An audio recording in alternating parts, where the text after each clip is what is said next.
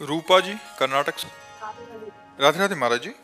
गुरुदेव, आप कहते हैं कि जब किसी व्यक्ति को भगवत प्राप्ति हो जाए तो उसे दोबारा जन्म नहीं लेना पड़ता। मेरा प्रश्न है कि भगवत प्राप्ति जो महापुरुष है उसकी आगे की स्थिति क्या होती है? भगवान की सेवा करता है या क्या होता है आगे? वो भाव होते हैं ना, उसके अनुसार उसकी स्थिति होती है। जैसे दास्य भाव, सख्य भाव, वात्सल्य भाव, गोपी भाव, सहचरी भाव, वो जिस भाव से भावित होकर सिद्ध हुआ है वो उसी भाव को प्राप्त होकर अपने प्रभु की सेवा में रहता है।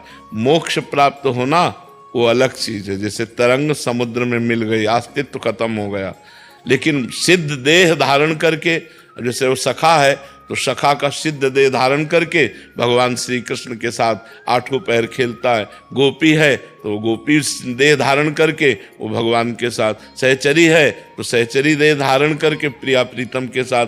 सिद्ध पुरुष जिस भावना से सिद्ध होता है उसी प्रकार का उसे सुख मिलता है। अब कोई वैकुंठ उपासी है, नारायण उपासी तो वैकुंठ जाएगा, कोई राम उपासी तो साकेत धाम जाएगा, शिव उपासी है तो कैलाश धाम जाएगा, अगर प्रिया प्रीतम को उपासी तो वृंदावन धाम आएगा, अगर गोलोक बिहारी को उपासी है तो गोलोक धाम जाएगा। अलग अलग साधकों की भावना है, तो जैसी भावना हमारी सिद्ध होती है वैसे ही हमको प्राप्त होता है भगवान का धाम, भगवान की लीला और भगवान का रूप।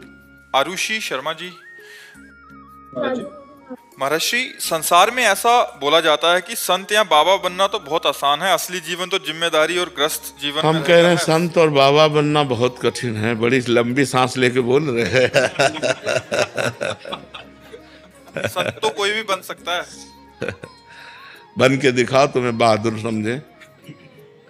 और हम तुम्हें संत के नियम बताते हैं, उसके अनुसार चलो, तुम्हें बहादुर माने। कोई हमें प्यार करने वाला नहीं, जितने प्यार करने वाले थे सबसे काट, माता पिता भाई बंधु परिवार सब। कोई मनोरंजन नहीं, किसी भी तरह का कोई मनोरंजन नहीं। हर समय मन को मारना, थोड़ी भी चूक हो जाए तो संसार थूक दे। साधु का जीवन जानते हो कितना कष्टमय जीवन होता है। अब तुमने केवल बाहरी देख लिया, बोले बहुत मौज में है।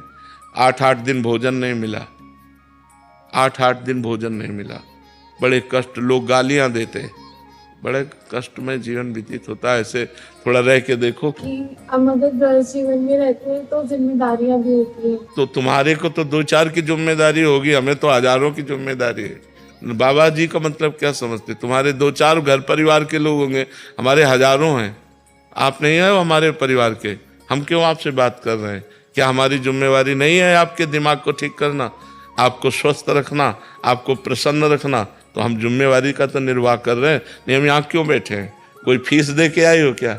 तो हम अपनी जिम्मेवारी तो निभा रहे हैं कि आप हमारे हो, हमारे देश के हो, हमारे परिवार हो, हमारे भगवत स्वरूप हो। आप अच्छे आचरण वाले बनो, अच्छे विचार वाले बनो, तो आपका मंगल होगा। ये बात